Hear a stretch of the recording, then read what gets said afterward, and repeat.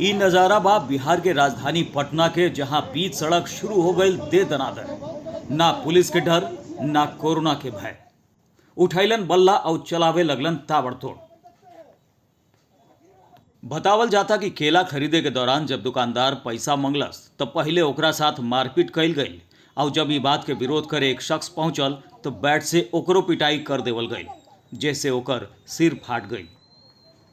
ई पूरा वाकया के दौरान पुलिसकर्मी केनहू ना दिखलन, जबकि कोरोना के लेके लॉकडाउन के चलते उ लोगन से मुस्तैदी के उम्मीद करल जाला। ध्यान देवे के बात ई है कि बीच बचाव करे पहुंचल लोगन में से ज्यादातर लोग मास्क ना लगौले बाड़न, और सोशल डिस्टेंसिंग के तो ई लोग के जैसे कौनो परवाहे नहीं खे। ऐसे में कोरोना के हरावे के अभियान के दने जाता एकर अनुमान लगावल मुश्किल नहीं खे। आपन जिला आपन इलाका के खबर खातिर देखत रही और सब्सक्राइब करी खबरिया भोजपुरी चैनल, जे YouTube पर प्रमुख भोजपुरी न्यूज चैनल बा।